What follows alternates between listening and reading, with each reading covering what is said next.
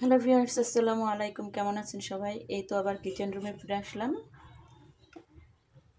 আমি আজ ধনেপাতা এনেছি বাজার থেকে অনেক। এখানে অনেক ধনেপাতা আছে। ধনেপাতাটা আমার অনেক ফেভারিট একটা খাবার।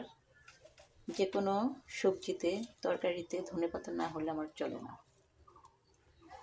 অনেকেরই ফেভারিট, বিশেষ করে মুড়ি মাখানোর মধ্যে ধনেপাতা দিলে অনেক টেস্ট লাগে। এখানে অনেকগুলো আমি ধনেপাতা নিয়েছি, কয়েক আটি মনে হয় এখানে আছে, আর অনেক আছে। এগুলো আমি আজকে প্রসেসিং করে রেখে দিব। এখানে আমি ধনেপাতাগুলো কেটে জাস্ট একটু শুকিয়ে ফ্যানের বাতাস কিংবা বাইরে খোলা জায়গায় ধনেপাতাটা শুকিয়ে আমি প্রসেসিং করে রেখে দেব। শুকিয়ে সারা বছরের জন্য ফ্রিজে ঢিপে রেখে দিলে অনেক দিন খাওয়া যায়।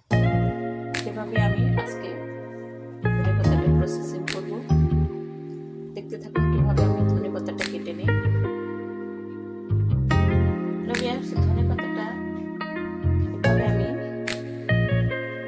এটা পরিষ্কার করে নিই, কারণ ধনেপাতাটা ভিজিয়ে রাখলে বা ভিজানো অবস্থায় থাকলে পচে যায়। আমি এরকম অবস্থায় কেটে দিই। অনেকদিন ভিজে রাখার জন্য শুকনো অবস্থায় রেখে দিতে হবে।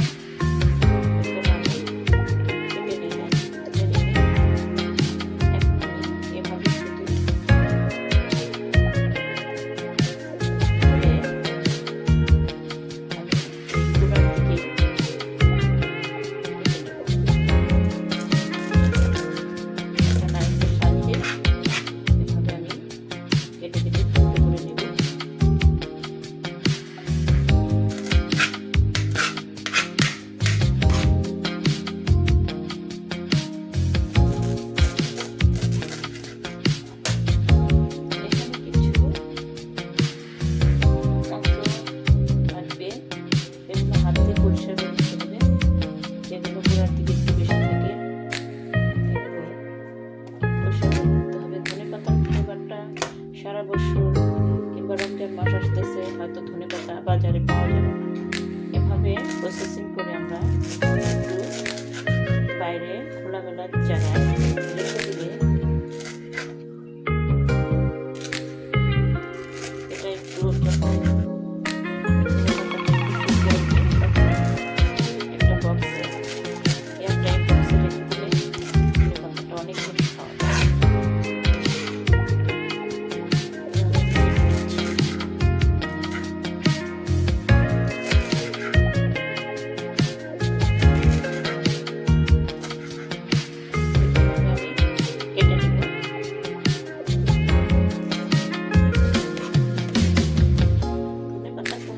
ফেলে দিতে ইচ্ছে করে না। এগুলো প্রচুর আমি এখানে একটা গামলায় উঠিয়ে নেব।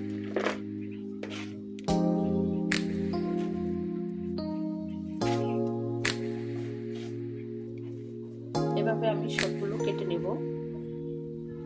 দেখতে থাকুন কিভাবে আমি প্রসেসিংটা করি। হ্যালো ভিউয়ার্স, এভাবে আমি প্রসেসিং করে কেটে নিয়েছি।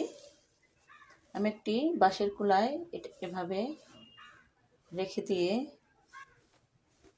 এটার একটু পানি আছে, বাজার থেকে এনে ধুয়ে রাখলে এটা প্রসেসিং করা যেত না। যখন আমরা কিছুতে খাওয়ার একটা জিনিসে দেব কিংবা রান্নার কাজে দেব কিংবা কোনো জিনিস তৈরি করতে এটা আমরা ধুয়ে ব্যবহার করব। তখন খাওয়ার আগে ধুয়ে ব্যবহার করলেই হবে। এটা আমি এভাবে পানি শুকিয়ে ফ্রিজে রেখে দিব এয়ারটাইট বক্সে। পানিটা এভাবে আমি শুকিয়ে রাখবো। আমি একটা সুন্দর জায়গায়, খোলামেলা জায়গায় এটা আমি রেখে দেব। কিংবা মেঝের এক কর্নারে, রান্নাঘরের মেঝে থাকে কিংবা ঘরের এক কর্নারে যদি একটু খোলামেলা জায়গা থাকে, ফ্যানের বাতাসে এটা শুকিয়ে নেওয়া যায়। আমি এভাবেই প্রসেসিং করে নিয়েছি। সবগুলো ধনেপাতা আমি প্রসেসিং করে নিই, কিছু খাওয়ার জন্য রেখে দিয়েছি, আর ওগুলো এয়ারটাইট বক্সে আমি রেখে দেব। সারা বছরের জন্য। এটা আমি পরে আমি যখন রান্না করব তখন এগুলো আমি সুন্দর করে কেটে নিব রান্নার জন্য, কিংবা তৈরি বড়ার জন্য বড়াও তৈরি করা যায়। এগুলো ডাউল দিয়ে চাউল দিয়ে বড়াও তৈরি করা যায়, সেগুলো আমি অন্যভাবে কেটে নিব। হ্যালো ভিউয়ার্স, আমার ধনেপাতাগুলো প্রসেসিং করা হলো। এখন আমি রান্না করব মাছ। এটা হচ্ছে কার্প মাছ, লাল কার্প বলা হয় এটাকে। এটা আমি রান্না করব। কিভাবে রান্না করি দেখতে থাকুন। এর আগে আমি কার্প মাছ, লাল কার্পটা, আমি মিনার কার্পটা, এটার নাম হচ্ছে মিনার কার্প, আমি মিনার কার্পটা রান্না করেছি। কিভাবে রান্না করছি এখন দেখতে থাকুন। মাছটি রান্নার জন্য আমি কড়াই নিয়েছি, চুলাটা অন করে দিলাম। কড়াইটি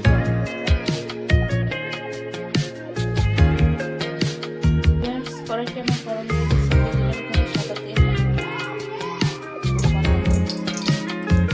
দিয়ে দিলাম। এখানে পেঁয়াজ কুচি দিয়ে দিচ্ছি আমি, কাঁচামরিচের ফালি। তেলটি আমার অনেক গরম হয়ে গেছে, দিয়ে দিলাম। পেঁয়াজটা মাছের জন্য একটু বেশি করে দিচ্ছি।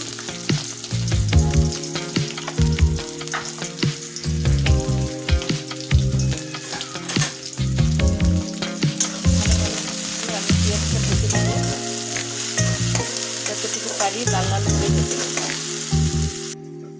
হ্যালো ভিউয়ার্স, দিয়ে দেবো এখন আমার পরিষ্কার করা ধুয়ে রাখা মাছগুলো। হ্যালো ভিউয়ার্স, মাছগুলো এখন আমি দিয়ে দেবো।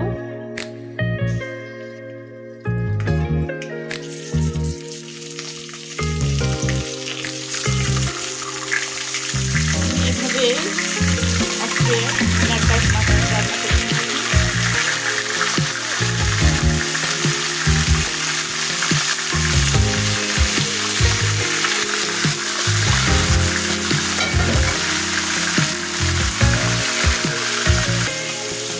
দিয়ে দিলাম এখানে লবণ স্বাদ মতো, দিয়ে দিচ্ছি এখানে হলুদের গুঁড়ো। হ্যালো ভিউয়ার্স, দিয়ে দিলাম এখানে মরিচের গুঁড়ো। হ্যালো ভিউয়ার্স, দিয়ে দিলাম এখানে ধনিয়ার গুঁড়ো। মাছটা খুব নরম, তাই একটু হালকা করে পানি দিচ্ছি।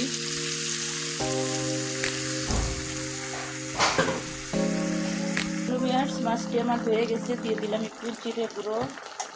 জিরে গুঁড়োটা তরকারির মধ্যে বেশ সুস্বাদু।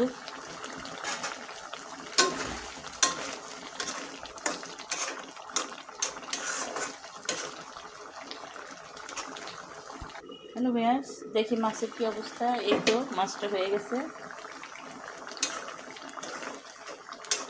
আমার রান্নাটা কেমন লাগলো অবশ্যই লাইক এবং কমেন্ট করে জানাবেন, আর পারলে একটা সাবস্ক্রাইব করে দেবেন। হ্যালো ভিউয়ার্স, মাছটা আমার রান্না হয়ে গেছে। এগুলো মাছের ডিম, মাছের মধ্যে ছিল। আমি এর অর্ধেক ভাজি করব আর অর্ধেক আমি ফ্রিজে রেখে দেব।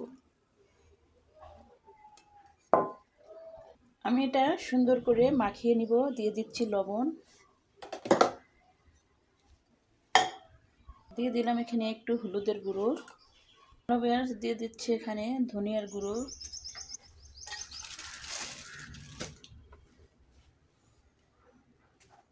হ্যালো ভিউয়ার্স, দিয়ে দিচ্ছি এখানে একটু মরিচ, বাটা মরিচ, যেহেতু আমার গুঁড়ো মরিচটা নেই আজকে। অল্প পরিমাণে জিরের গুঁড়ো। আজকে আমি মরিচ বেটেই রান্নাটা তৈরি করতেছি। আমি এটা ভালো করে মাখিয়ে নিব এভাবে।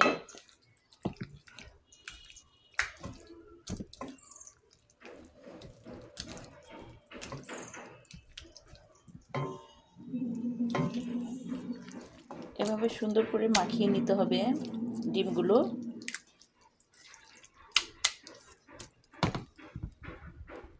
কড়াইতে আমার অনেক তেল আছে। এর আগে আমি বড়া তৈরি করেছিলাম, এটাই আমি মাছ ভাজি করব।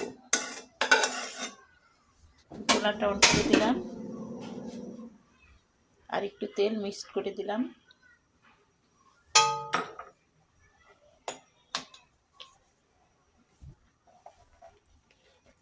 দিয়ে দিচ্ছি এখানে পেঁয়াজ কুচি, দিয়ে দিব কয়েকটি কাঁচামরিচ,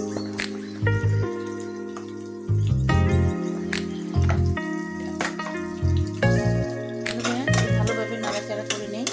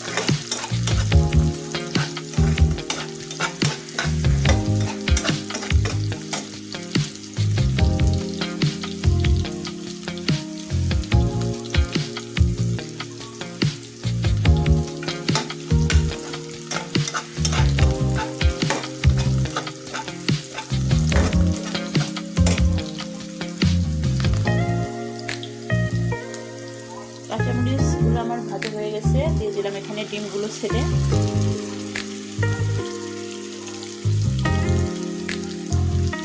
ভালোভাবে নাড়াচাড়া করে নিই।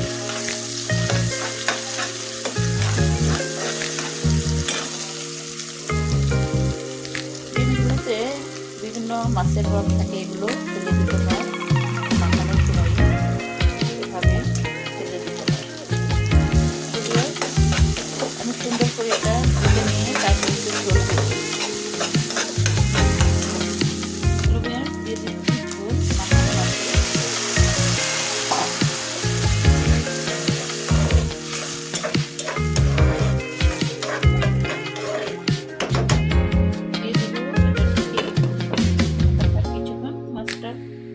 মাছের ডিমটা ভালোভাবে ফুটুক।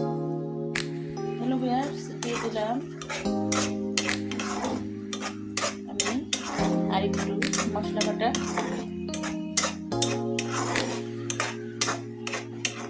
কারণ আমার ঝালটা একটু কম হয়েছিল। আমি আর একটু মরিচ বেটে দিয়েছি এখানে, একটু ঝাল ঝাল হলে অনেক টেস্ট হবে। আজকের মতো আমার রান্নাটি কেমন লাগলো অবশ্যই কমেন্ট করে এবং লাইক করে জানাবেন। একটা সাবস্ক্রাইব করে দেবেন।